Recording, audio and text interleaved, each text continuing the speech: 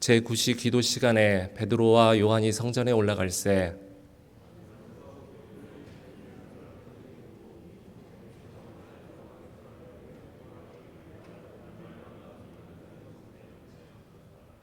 그가 베드로와 요한이 성전에 들어가려 함을 보고 구걸하거늘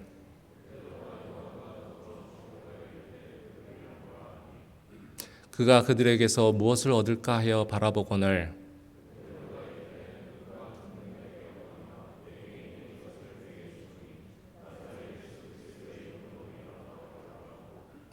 오른손을 잡아 일으키니 발과 발목이 곧 힘을 얻고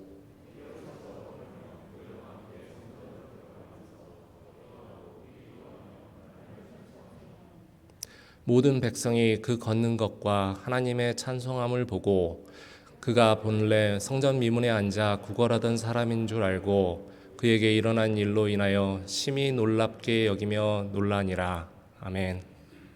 자리에 앉아주시기 바랍니다. 이제 김상현 목사님 나오셔서 은과 금은 내게 없거니와 내게 있는 것으로 내게 주노니라는 제목으로 말씀 전해주시겠습니다.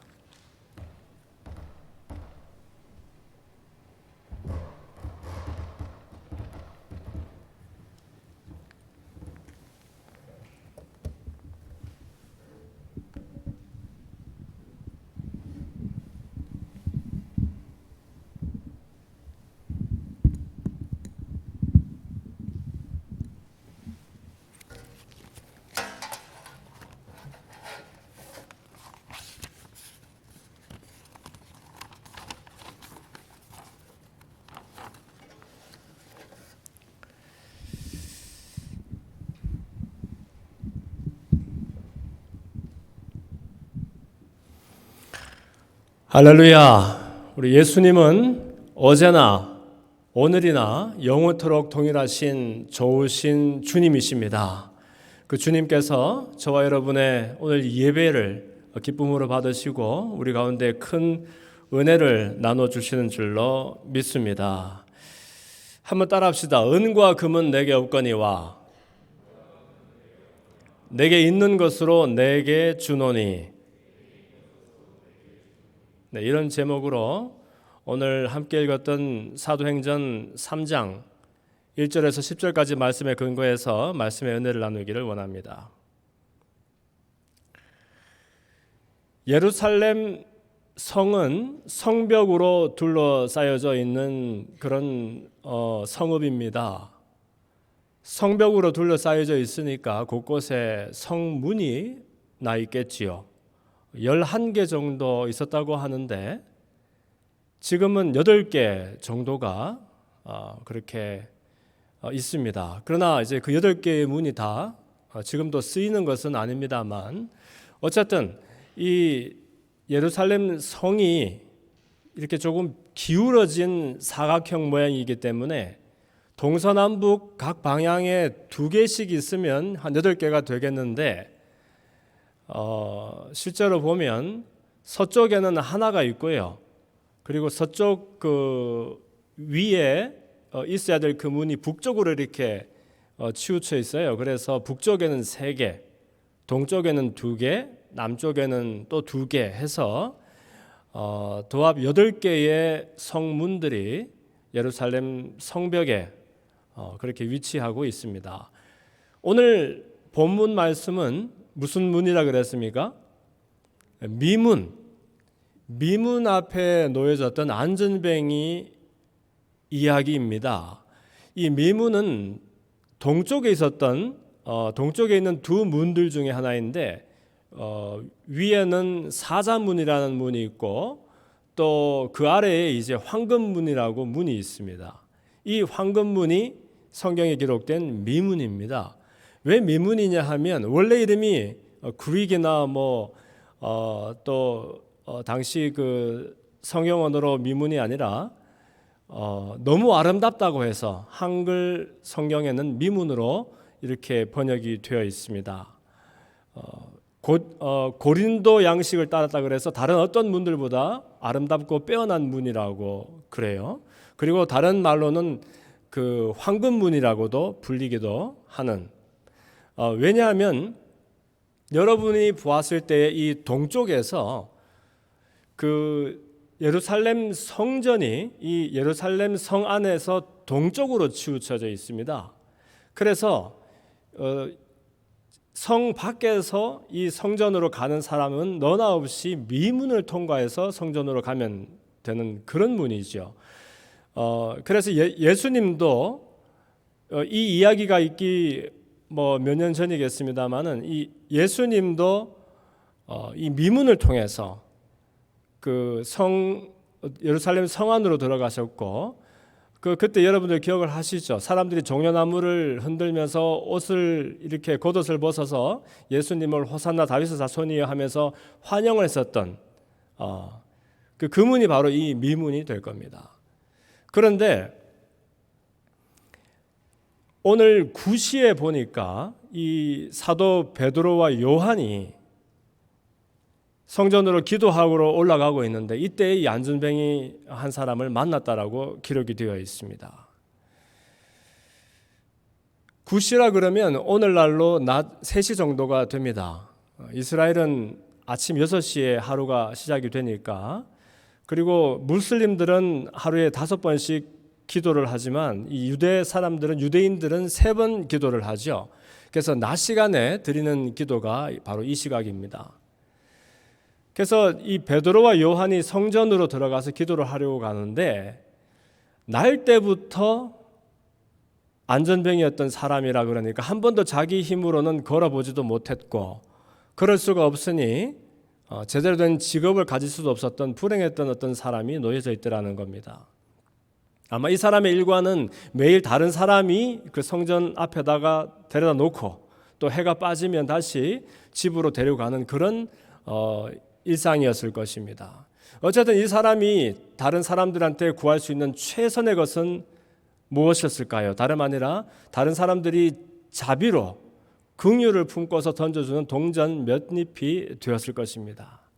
그래서 그가 생각하기에 나에게 가장 필요한 필요는 나와 내 가족들이 연명하기 위해서 돈이 필요한데 일을 할 수는 없고 다른 사람들이 동전 몇 잎이라도 던져줬으면 좋겠다 하는 것이 그가 정의한 필요요, 그가 정의한 최선의 삶의 그 방법이 된다는 겁니다. 그런데 이때 베드로가 이 사람이 기대하고 요구했던 동전은 던져주지 않고 이상한 선언을 하는데, 그것이 다름 아니라 은과 금은 나에게 없지만 나에게 있는 것으로 당신에게 주노니 곧 나사렛 예수 그리스도의 이름으로 일어나 걸어라 하는 그런 놀라운 선포입니다. 여러분, 성경을 읽을 때 우리가 다 아는 이야기니까 당연하게 읽어서 그렇지 이 나사렛 예수 이름으로 일어나라 하는 것은 굉장한 믿음의 고백입니다. 왜냐하면 나사렛 예수라는 그 표현 자체가 유대인들이 그 당시 무슨 사이비 혹은 그 이단 종교 종파의 교주와 같았던 이 예수님을 비하해서 경멸해서 부르던 이름이 바로 나사렛 예수가 되기 때문에 그렇습니다. 나사렛이라는 동네는 그 북쪽에 있는 갈릴리에 있는 그런 작은 동네지요. 갈릴리 지역 전체가 사실은 뭐 가난하고 또 갈릴리 호수의 근거에서 살아가는 그 어촌 지역이지 않습니까? 그 중에서도 가장 그 깡촌 중에서 또 못 살고 또 불법 체류자들이 많고 그리고 그 국경 너머에서 넘어온 이방인들이 많던 이 나사렛, 그러니까 나사렛 출신이다 그러면 이것은 칭찬이 아니고 좋은 표현이 될 수가 없는 거예요. 혹자는 그래서 성경에서 나사렛이라는 곳에서 무슨 좋은 것이 나올 수가 있느냐라고 놀리기도 했지 않습니까? 그러므로 예수님을 나사렛 예수 그리스도라고 얘기하는 것은 예수님을 낮출 수 있을 만큼 최대한 낮춰서 표현한 것이 바로 이 표현이 되는 거예요.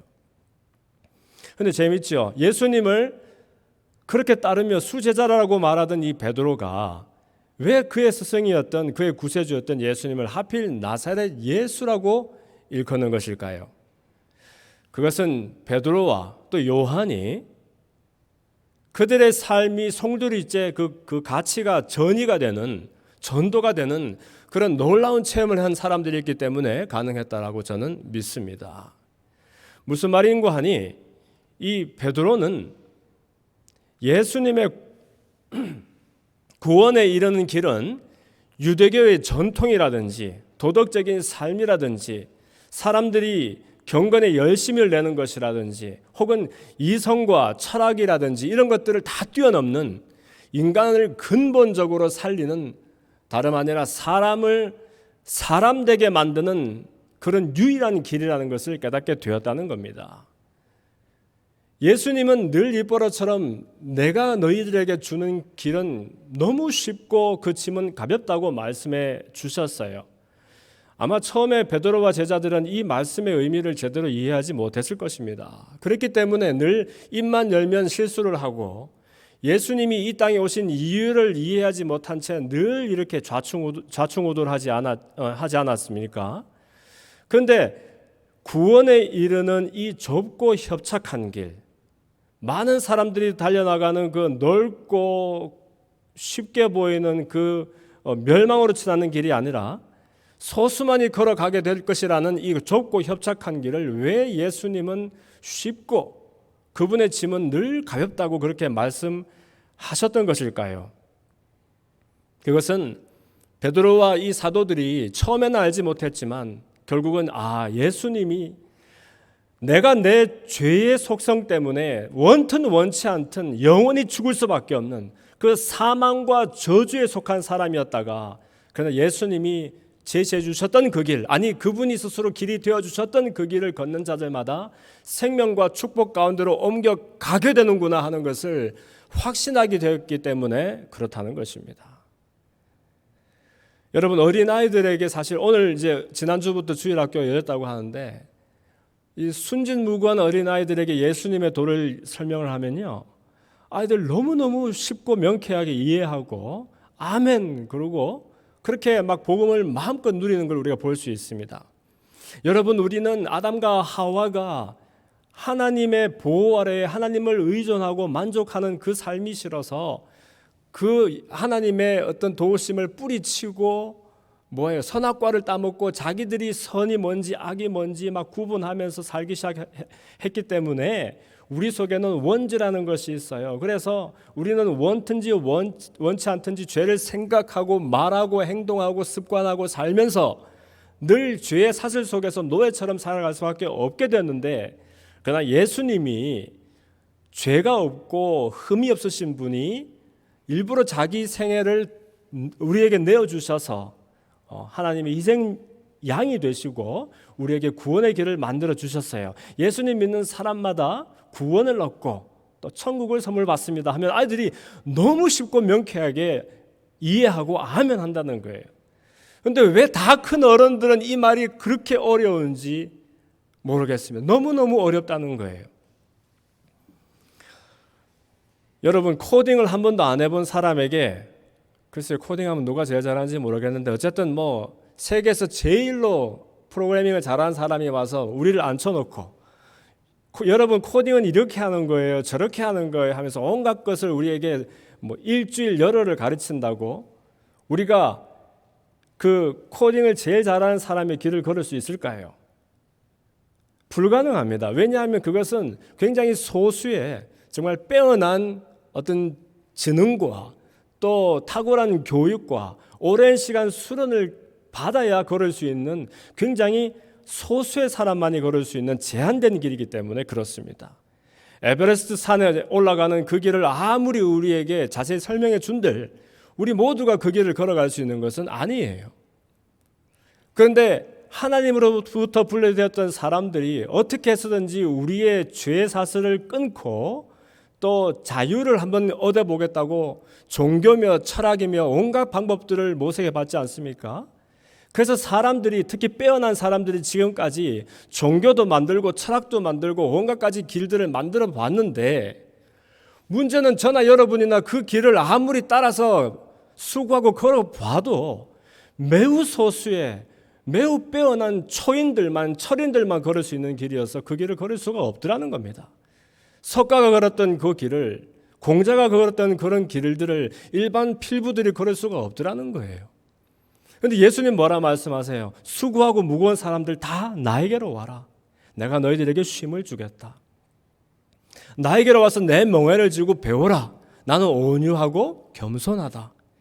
내 멍에는 너무너무 쉽고 내 짐은 가볍다. 그러므로 니네들이 자유를 얻고 쉼을 얻게 될 것이다. 무슨 말이에요?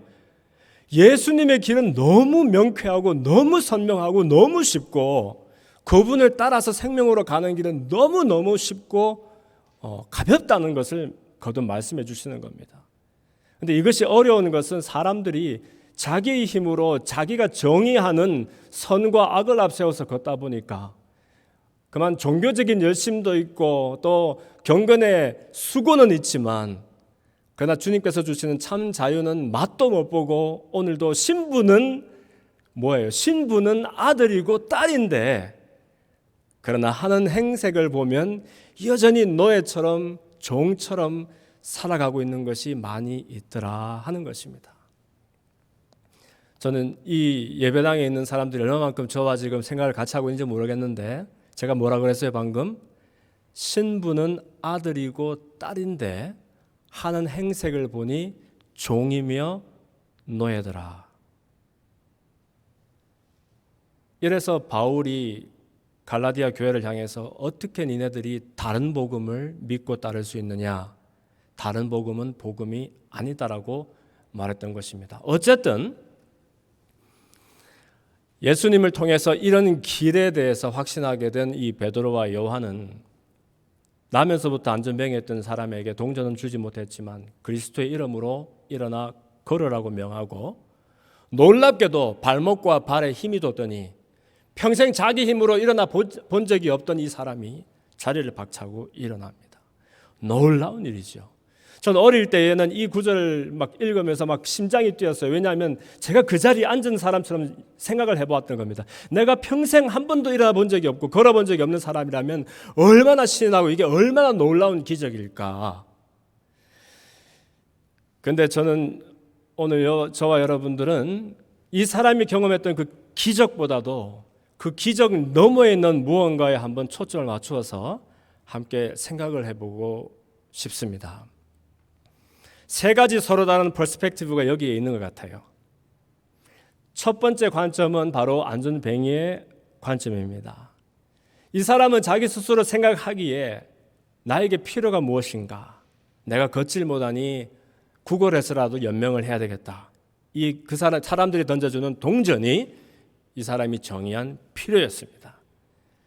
그런가 하면 베드로는 아니 동전을 줘도 이 사람이 하루밖에 먹고 살 수가 없지만 내가 보기에 예수 그리스도의 이름의 능력이라면 이 사람이 자리를 떨고 일어날 수 있겠다 해서 보다 더 근본적인 해결책을 주기를 원했습니다.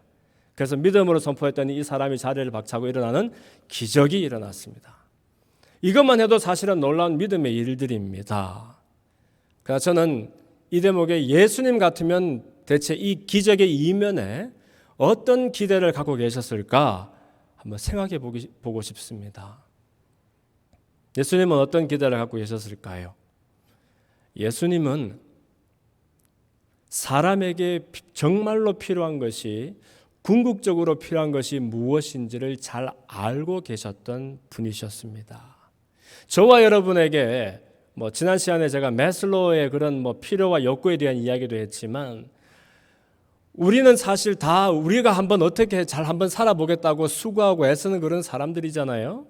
그래서 여러분들 공부도 열심히 하고 직장 생활도 열심히 하고 사업도 부지런히 하시면서 물론 예수 믿고 우리 영적으로도 잘 살아야 되겠지만 내가 한번 이 땅에서 주어진 시간 동안 최선을 다해서 뭔가 의미 있는 것을 이루어 보리라 수고하는 그런 사람들이란 말입니다. 그러다 보니 우리가 늘 습관이 되어서 나의 필요를 내가 정의한 일들이 되게 많아요. 돈도 필요하고 또 학력도 필요하고 그래서 이 선한 영향력이 되어서 세상을 또 이끌고 해야 되기 때문에 우리의 필요를 우리가 정의한 일들이 많이 있다는 겁니다. 그런데 여러분 우리가 우리 필요를 정의하면 더 이상 행복할 수가 없잖아요. 늘 고단했잖아요. 예수님은 궁극적으로 죄에 빠져 있던 사람들, 죄의 노예가 되어 있던 사람들에게 가장 필요한 필요는 다름 아니라 그 죄로부터 놓여나는 일이요. 원래 하나님의 형상 따라서 완벽하게 지워졌던 결핍이 없고 완전한 만족을 누리던 사람에게 가장 필요한 필요는 너나 없이 사람이 참 사람이 되는 일이다라고 분명하게 알고 계셨다는 것입니다. 그래서 우리는 태어날 때 이 땅에 응애하면서 태어날 때 다 한번 멋지게 살아보리라 하면서 그렇게 태어난 사람들이잖아요. 그런데 인류 역사상 오직 한 분 예수님만은 처음부터 이 땅에 오실 때 저와 여러분을 살리기 위하여 자신을 죽이실 그런 계획으로 이 땅에 오신 분.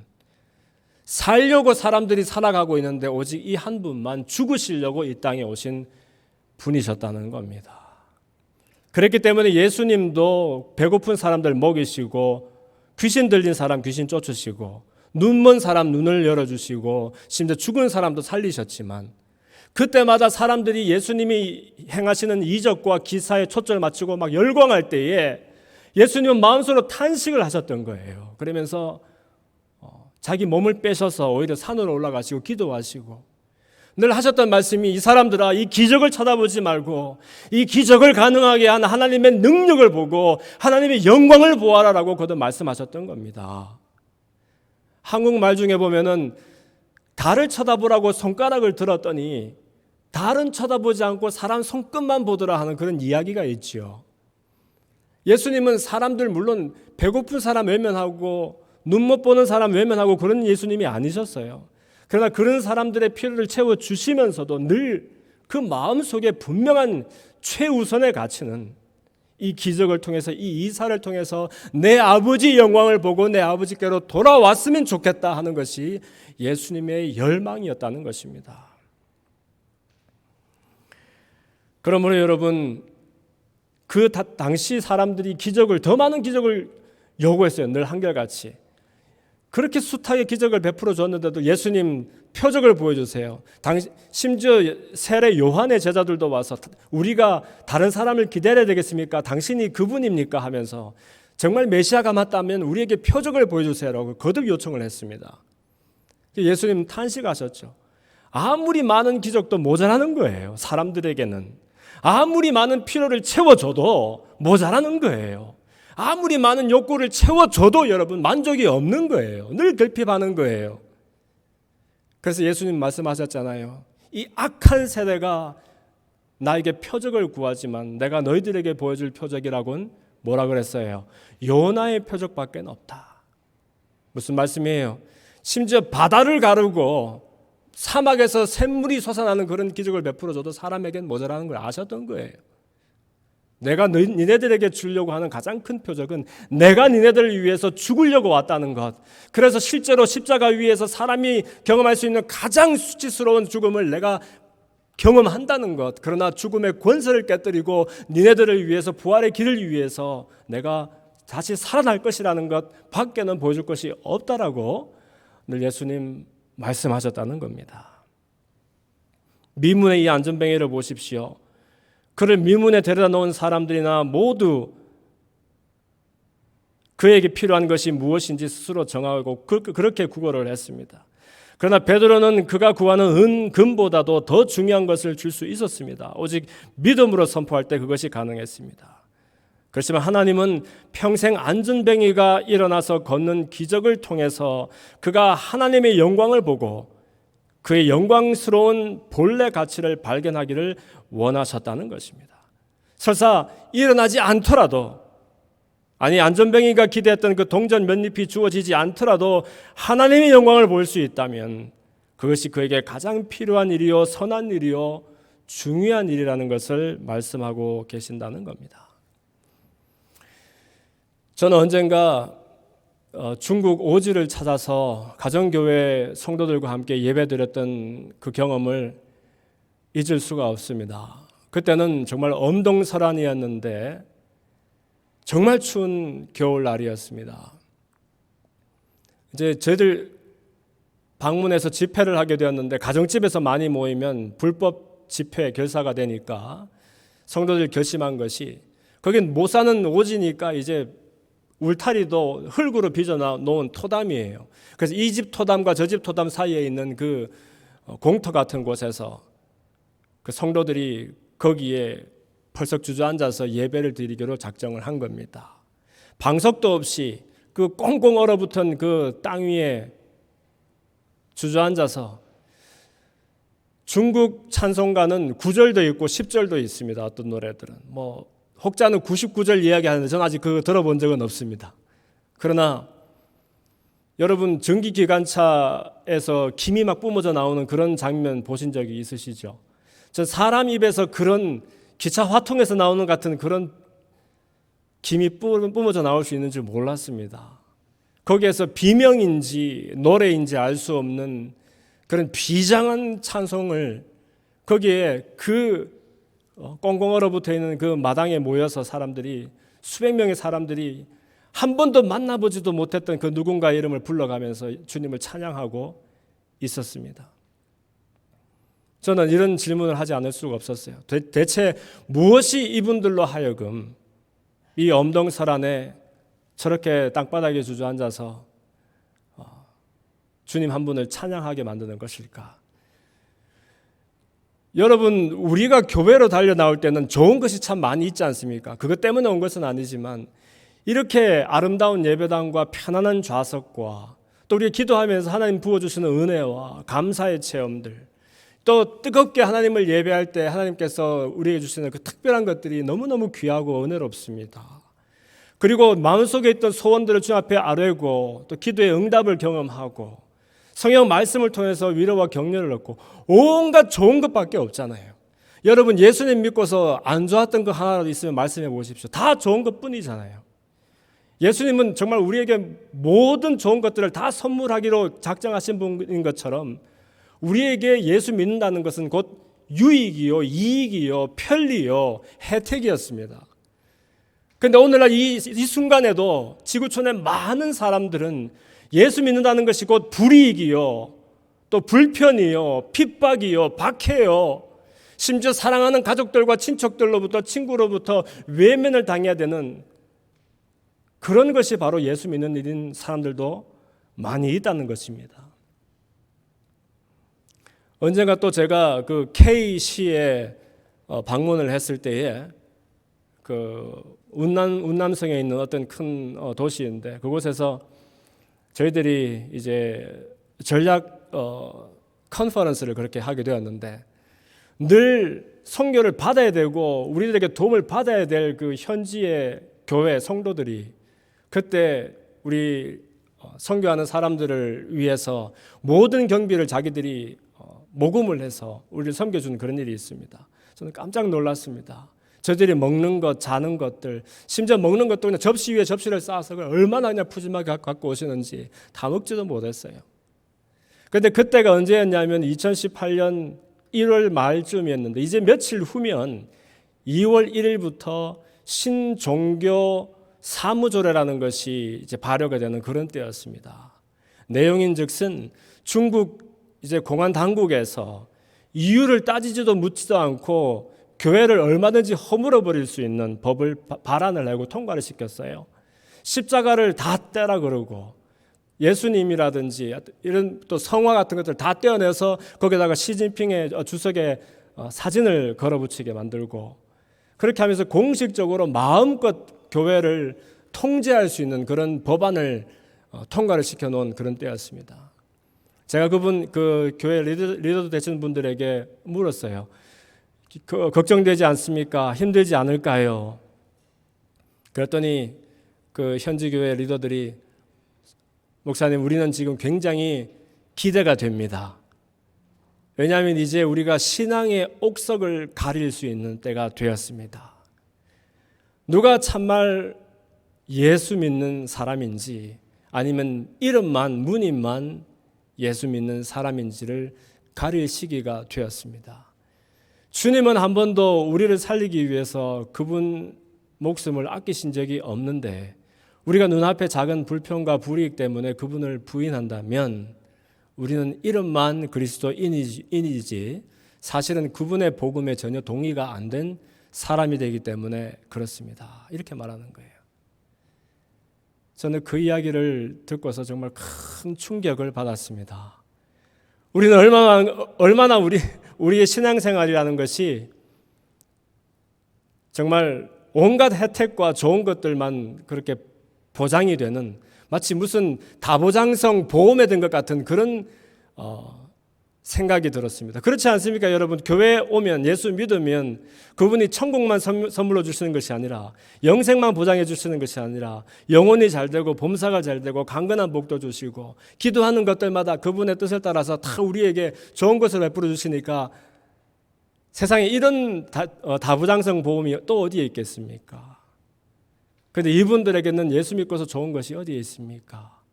온갖 핍박 가운데, 온갖 불의 가운데, 그러나 이분들은 기대에 차 있다라고 고백하는 겁니다. 저희들이 이제 떠나올 때가 되었을 때 45인승 버스에 이 교회 리더들이 다 올라왔어요. 그러더니 차에 시동을 끄고 커튼을 탁 치고서는, 이제 선생님들 가시면 우리가 다시 언제 또 보겠습니까? 그러니 우리를 위해서 기도해 주시오. 우리가 이곳에서 주님 잘 섬기며 그분 나라 위해서 헌신할 때 이 땅에도 하나님의 나라가 임하고, 또 안전뱅이, 자기의 피로가 사람들 던져주는 그 동전 맨입인 줄 알았던 그 안전뱅이가 걷기만 하는 것이 아니라 그 일을 통해서 하나님의 영광을 보고 베드로와 요한을 따라서 성전이라는 것이 그 앞에만 앉아서 구걸하는 곳인 줄 알았는데, 그 안으로 들어가서 하나님을 예배하고 찬양하는 그런 새로운 인생이 된 것처럼, 우리의 작은 섬김 통해서 이 도읍에 하나님 믿는 사람들 많아지도록 우리를 위해서 기도해 주시오라고 말하는 거예요. 우리가 거기서 손을 얹고 그 리더분들을 위해서 기도해 줄 때 그냥 버스 안이 그냥 영광로가 되어버렸어요. 얼마나 우리가 그 추운 날씨에 간절하게 기도했던지. 1월 말이었는데 그 열기가 이제 비처럼 그냥 창을 적셔가지고 창마다 그냥 이제 커튼을 안 쳐도 밖에서 보이지 않을 정도로 그렇게 그냥 되어버렸습니다. 여러분, 저는 오늘 이 본문 말씀을 통해서 저와 여러분이 꼭 이러한 나에게 가장 필요한 것을 내가 결정하는 삶에서 돌이켜서, 그러나 하나님이 나에게 주시는 가장 중요한 것이 내 안에 이루어지는 그러한 생애로 돌아서게 되기를 주님 이름으로 축원합니다.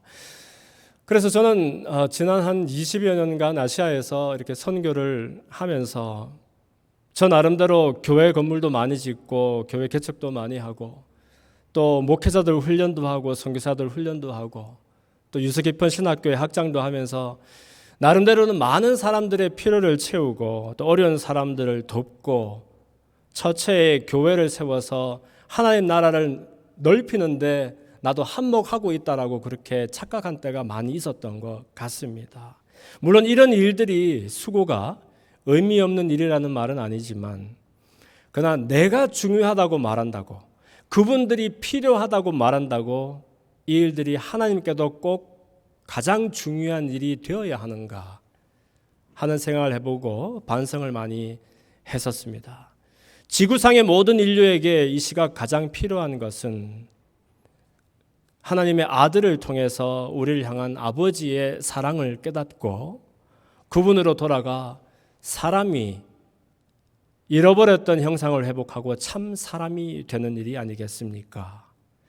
그런데 복음을 전한다라고 말하는 이 선교사가 실제 내 안에 이미 그런 복음이 자리를 잡고 있는가? 나는 복음 안에서 아들로서의 완전한 자유를 얻고 있는가를 생각해 보니 회개가 많이 되더라는 얘기입니다. 그 중국 교회 성도들이 늘 하는 얘기가 그렇습니다. 우리는 점과 동록이 해하고 도적이 구멍을 뚫고 도적질하는 이 땅에 보물을 쌓아두지 않습니다. 영원한 천국에 우리의 보물과 우리의 마음과 소망을 함께 둘 따름입니다. 이렇게 고백하는 것 제가 생생하게 기억을 합니다. 저와 여러분들도 사람이 보물 두는 곳에 마음이 있다고 이 땅에서 잠깐의 쾌락보다는 영원한 복락을 소원하는 그런 믿음의 사람들이 다 되기를 소원합니다. 예수님 다녀가시고 1세기에 또 2세기에 3세기에 대체 누가 복음을 전했기에 그 콧대 높은 로마 시민들의 2분의 1 이상이 주님께로 돌아오는 그런 놀라운 기적이 일어나게 되었던 것일까요? 제자들도 있었고 선교사들도 있었겠지만 대체 누가 실제적으로 복음을 전했길래 그 많은 로마 제국의 시민들이 주께로 돌아올 수 있었을까요? 그것은 당시 원튼 원치 않든 남의 나라에 팔려갔던 끌려갔던 그리스도인 노예들, 그리스도인 가사 도우미들, 그리스도인 노점 상인들, 그리스도인 대상들, 이들이 그들에게 배움이 있었습니까? 무슨 뭘 배워서 파인한 설교를 할 수 있었겠습니까? 그러나 겸손하게 그들이 경험한 사람 살리는 그 복음, 저주와 죄악 가운데서 생명과 축복으로 옮겨내는 그리스도의 길을 발견했던 이 사람들이 그들의 삶 전체로 복음을 살아냈을 때 이들의 복음의 능력으로 말미암아서 상전이 오히려 종 때문에 변화가 되는 그런 놀라운 기적이 베풀어졌을 것이라고 믿습니다. 소위 선한 영향력이 되어서 세상을 정복하겠다고 말하는 그런 영향력 말고 계급장을 떼고도 이 세대를 변화시킬 수 있는 교회가 되어야 되겠습니다. 기독교의 진정한 능력은 교회가 가지고 있는 힘과 영향력에 있지 않습니다. 은과 금에 있지 않습니다. 세상의 잣대로 보면 무식하다고 할 만한 그리스도의 레디컬한 복음 그 자체에 있는 것입니다. 오른뺨을 때리면 왼뺨을 내밀고 오리를 걷자면 십리를 걷고 겉옷 달라면 속옷까지 벗어주는 복음. 예수 따르려거든 자기를 부인하고 제 십자가를 지고 대가를 지불하라는 복음. 악을 악으로 이기지 말고 선으로 오히려 이기라는 복음. 가난한 자에게 억눌린 자에게 눈먼 자에게 임하는 복음. 죄인과 창기와 세리의 벗이 되어주는 복음. 죄 없는 자가 있으면 먼저 돌로 들어서 치라는 복음. 이 레디컬한 그리스도의 복음만 붙들고도 세대를 이기는 그러한 폴드 제자 교회 되기를 원합니다. 우리에게 힘이요 유일한 자랑이 있다면 그 경멸의 이름 나사렛 예수 그리스도의 이름뿐입니다. 그 그리스도의 이름으로 평생을 주저앉아 있던 자리를 털고 일어나서 이제 믿음으로 걸어가는 저와 여러분 다 되시기를 주님 이름으로 축원합니다. 기도하겠습니다.